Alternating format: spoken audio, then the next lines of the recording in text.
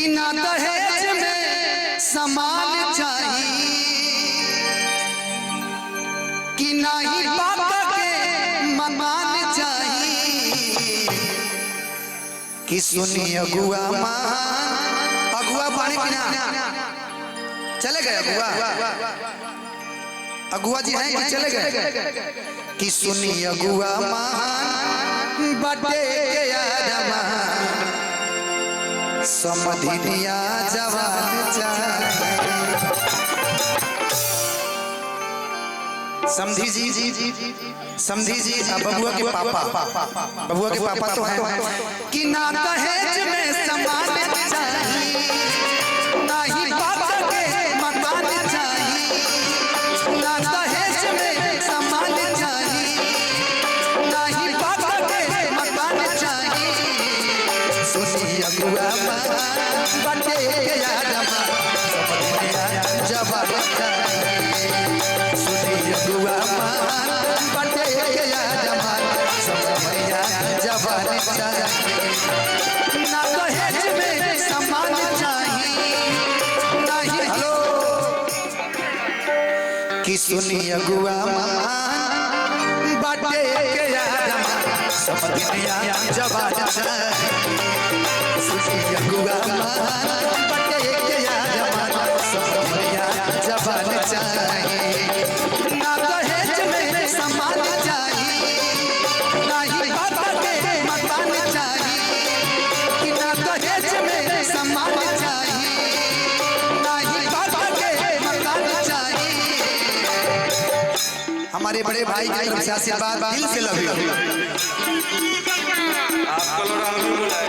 अच्छा thank you यहाँ मुझे बुलाने के लिए इतना प्यारा व्यवस्था के लिए दिल से लव यू कि सुनी अगुआ बटे जवान चाहिए सुनी अगुआ बटे जवान चाहिए।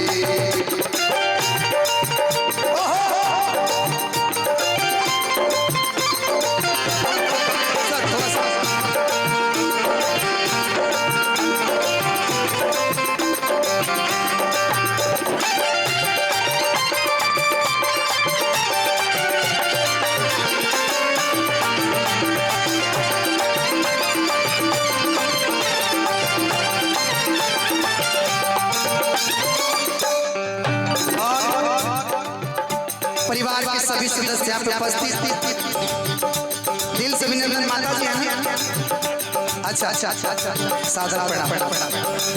ना चाहिए कूलर ना चाहिए पढ़ल लिखल चाहिए हमारा बबुआ के बीवी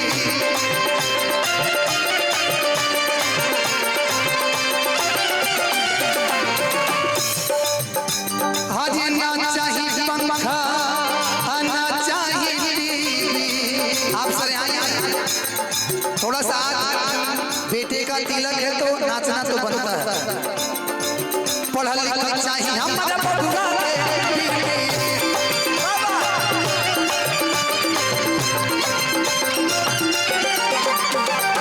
ना चाहिए कूलर ना चाहिए पढ़ल लिखल चाहिए हमारा बबुआ बीवी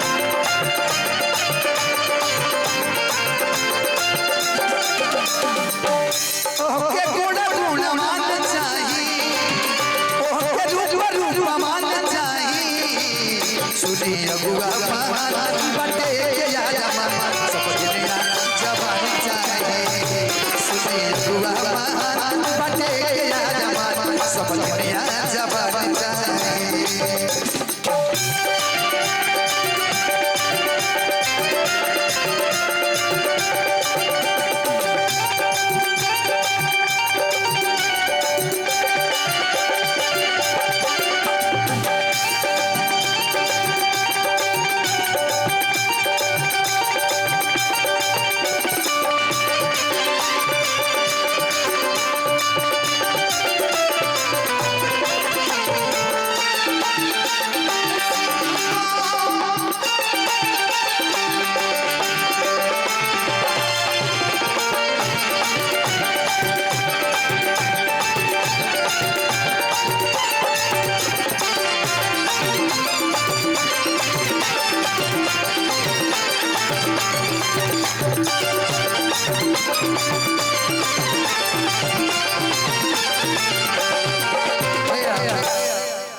परिवार के सभी लोग आए, दिल से अभिनंदन। मामी जी की तरफ से आशीर्वाद, माता जी की तरफ से आशीर्वाद।